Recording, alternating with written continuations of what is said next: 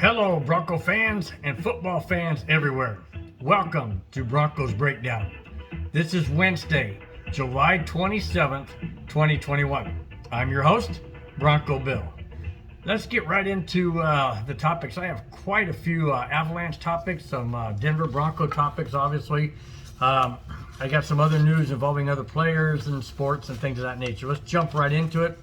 And I want to get the sad news out of the way first. So let me start with that. Greg Knapp. Now, last Wednesday, Greg Knapp passed away from complications of injuries he suffered from being hit by a car on his bicycle. Now, Greg Knapp was a former Denver Broncos quarterback coach. I am wearing a Peyton Manning jersey, my Peyton Manning jersey I have, in honor of Greg Knapp, because Greg Knapp did coach Peyton Manning, and he was Peyton Manning's quarterback's coach when he was with the Denver Broncos for those 4 years, as well as being a Super Bowl champion as the quarterback coach. Greg Knapp, I don't even really have any words of how horrific this is.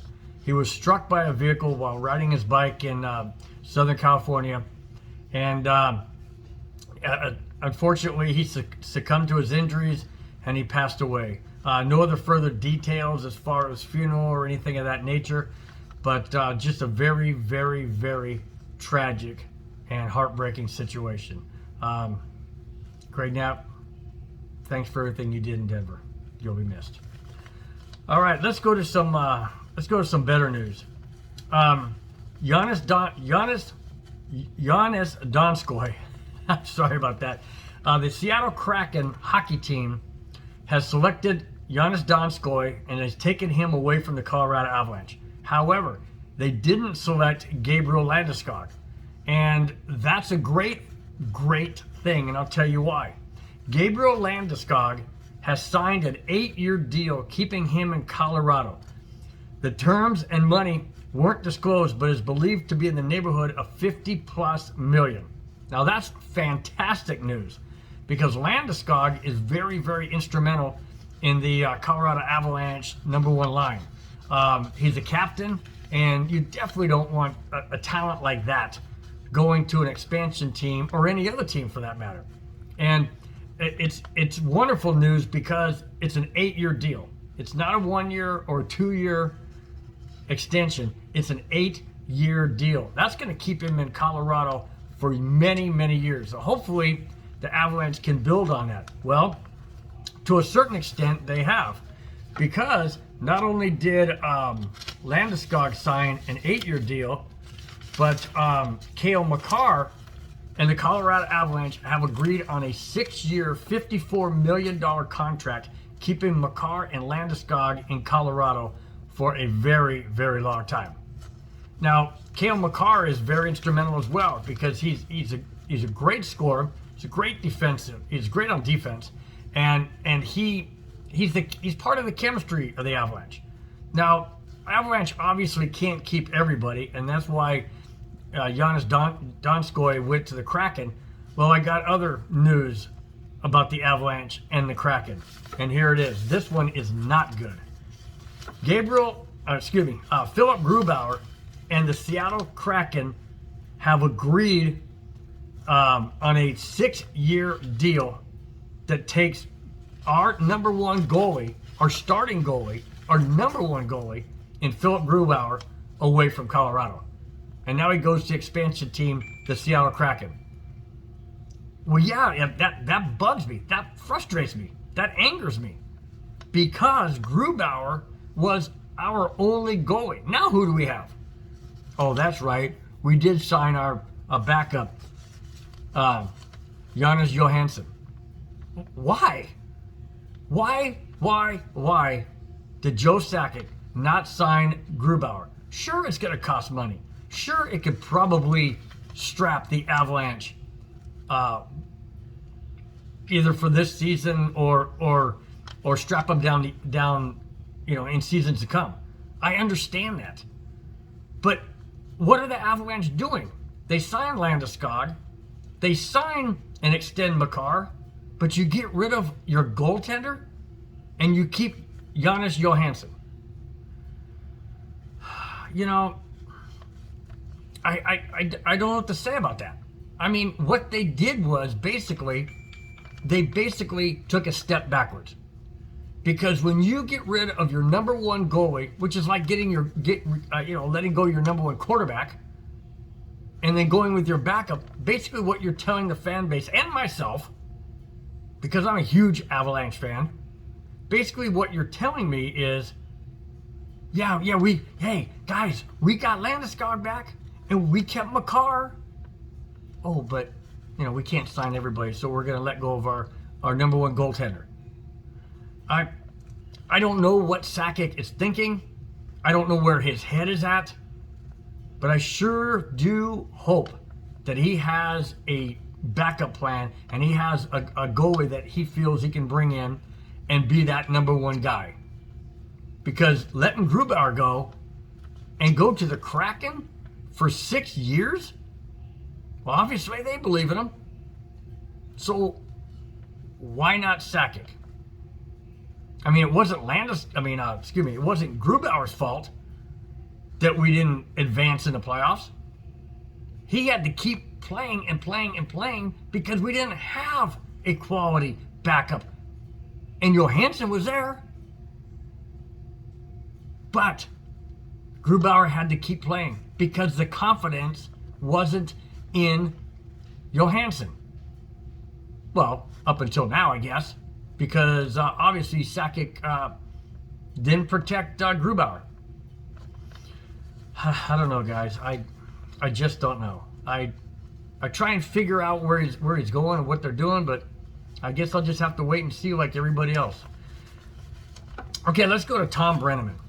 Now, Tom Brennaman resigned from Fox, Ohio last summer for using a racial slur during a hot mic. Well, Tom has a new job, and now he's going to be calling Ohio high school football games at Brick Memorial High School in Ohio. Well, congratulations, Tom. I'm happy for you. I really am. I thought it was, wrong of what you said, but I don't think it's a case of losing your job. Everybody makes mistakes. Whatever happened to a second chance, or whatever happened to apologies. I mean, why not keep him with the Reds, and why not keep him with the Reds as the announcer?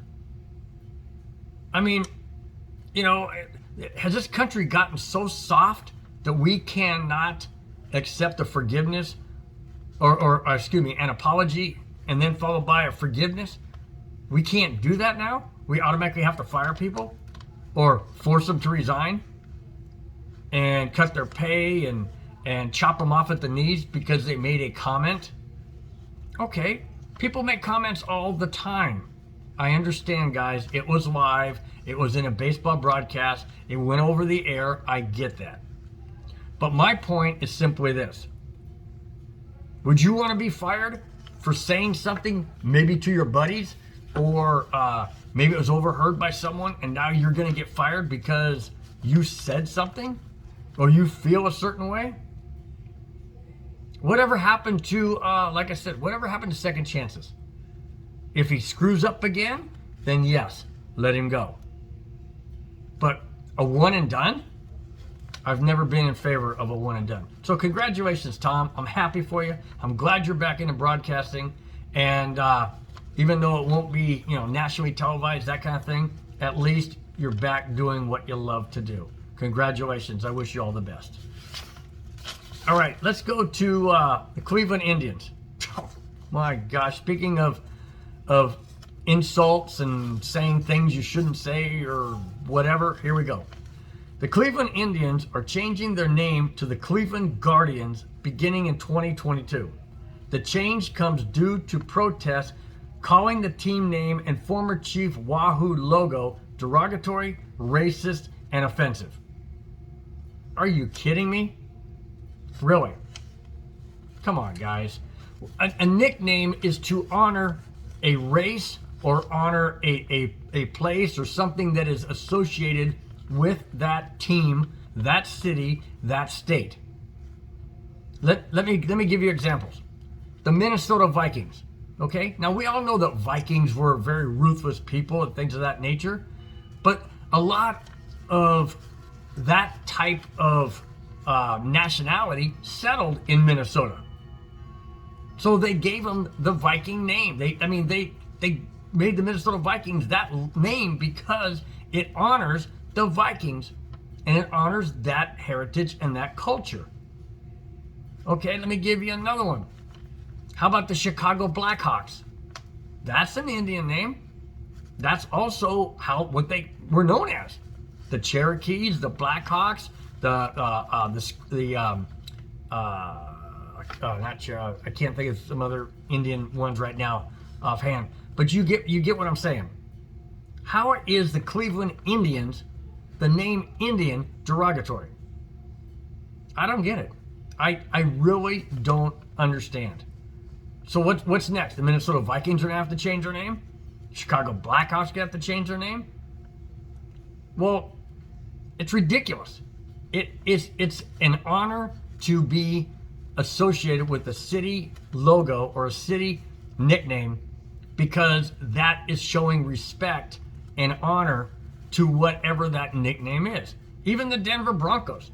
The name Broncos is synonymous with the horses that are out front of Mile High Stadium, or whatever they call it now. So, like the Colorado Rockies, that's for the mountain range that is right there on the west side of Denver.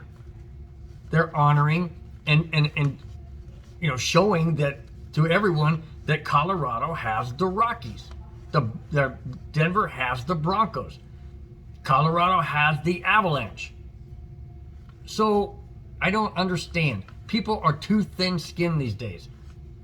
The Cleveland Indians is not a derogatory name. I'm sorry, guys, it's not. That's just my opinion. That's how I feel. If you want to leave me comments or whatnot, I'll answer them. I'll respectfully answer them. But I don't feel that the name Indians is derogatory. I move on. All right, let's go to Rick Dennison, speaking of the Minnesota Vikings. Former Broncos coordinator has been removed from the Minnesota Vikings coordinator after refusing to get the COVID-19 vaccine. However, he has been reassigned to a different position within the team. Okay, guys, this one really irritates me a lot. It is a personal decision whether a person wants to get the vaccine or they don't. Maybe they have underlying issues and they have fear that the vaccine is going to possibly trigger those issues. Maybe it's their religious beliefs. Maybe they don't trust the government as to what may be in it. Maybe they feel that it happened way too fast. I had all of those fears at one point or another.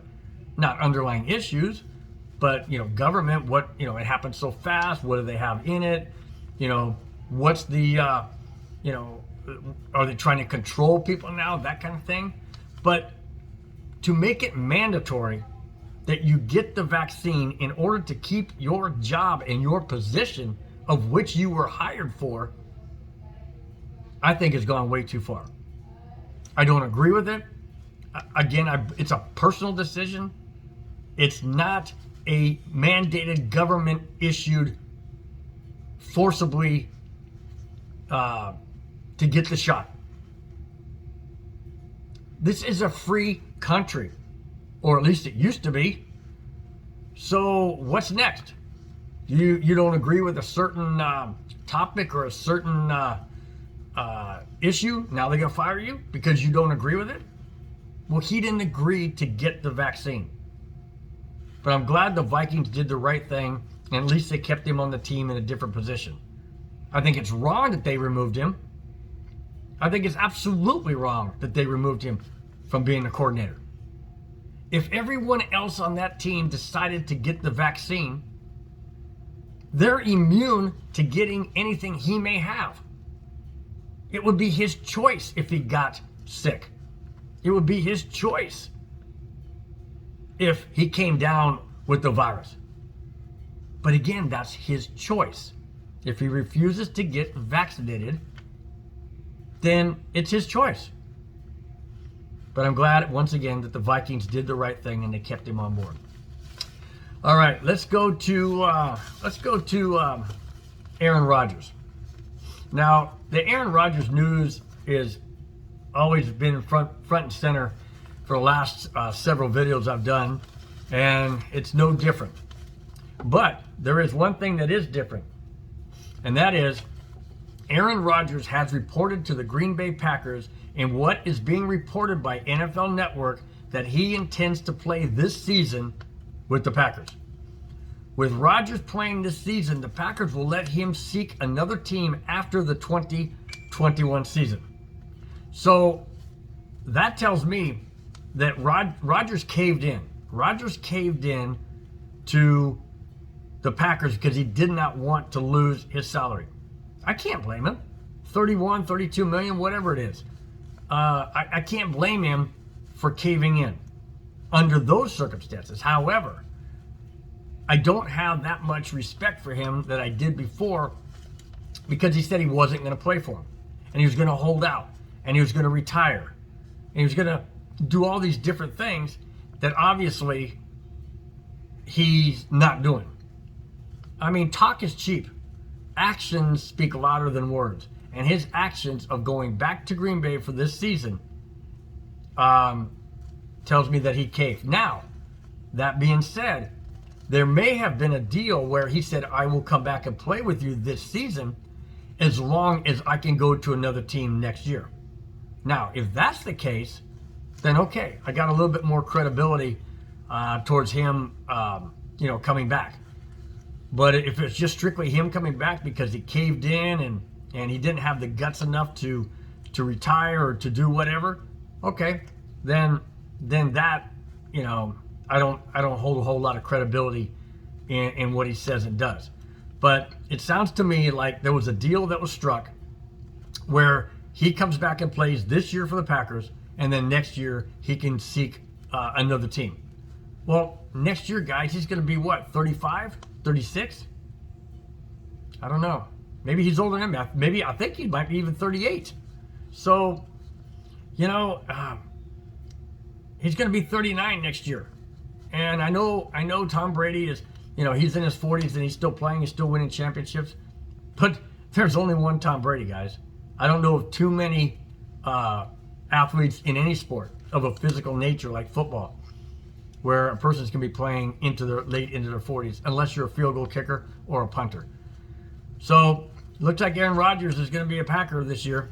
So maybe next year the Broncos can land him, or who knows? There might be a host of teams that really want Aaron Rodgers. It's going to be a lot tougher to get him next year, guys. All right, let's go to Drew Lock. Now, Drew Lock opens the Broncos training camp as the #1 quarterback. However, there will still be a 50-50 competition with Teddy Bridgewater.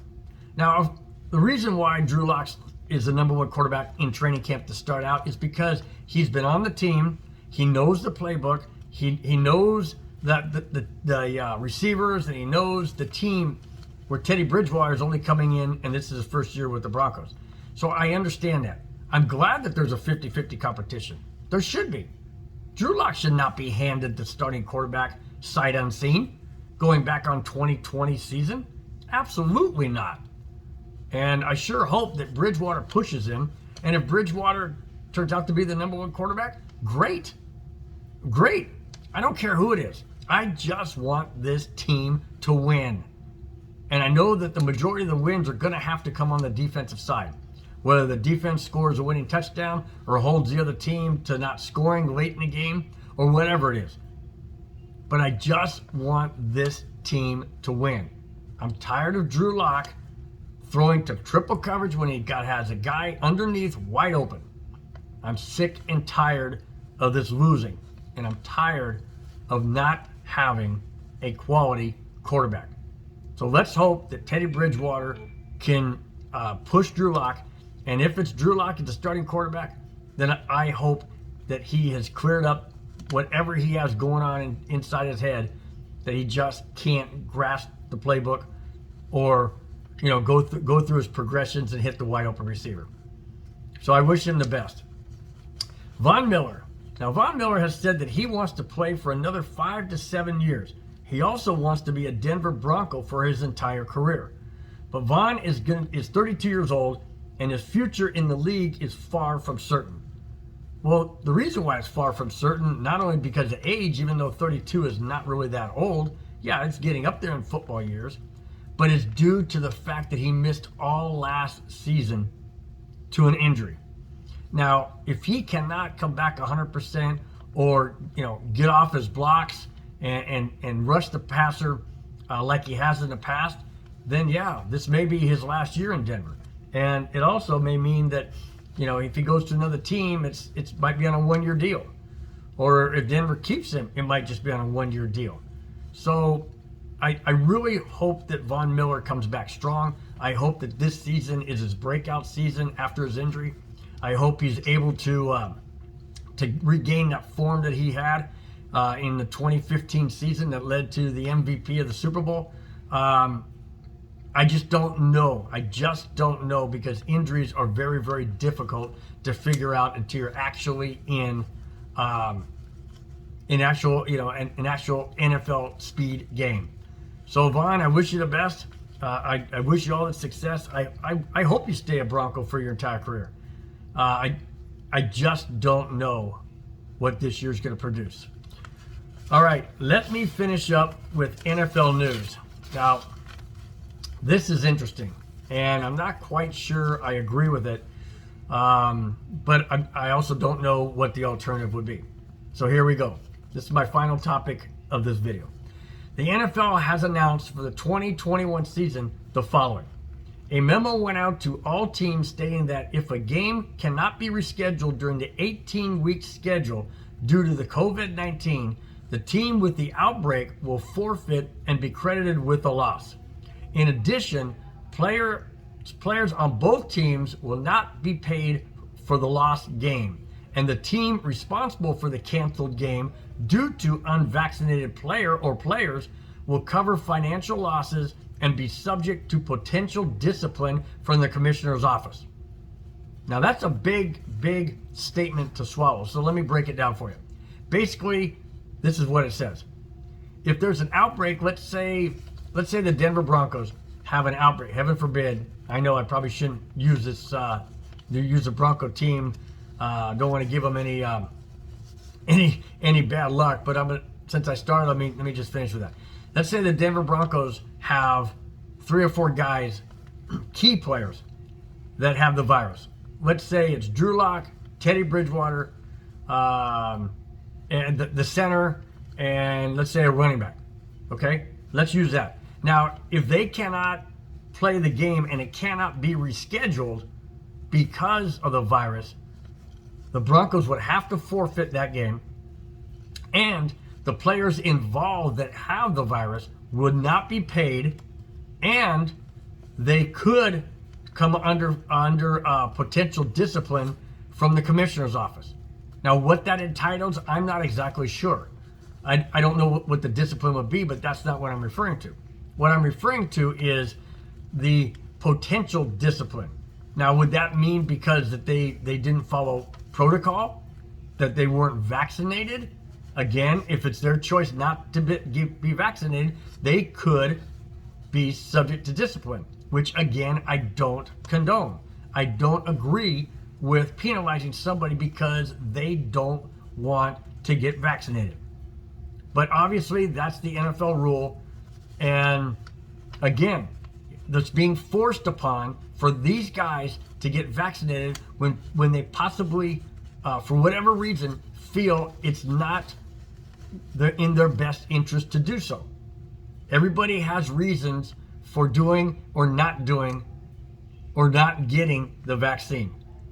Many reasons why people do, many reasons why people don't.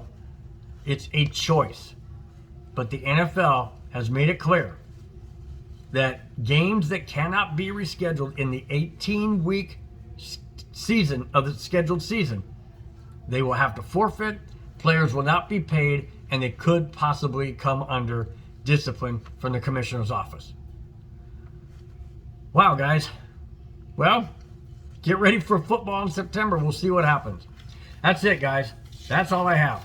Thanks a lot for watching. Thanks for participating with your comments, and thank you for subscribing.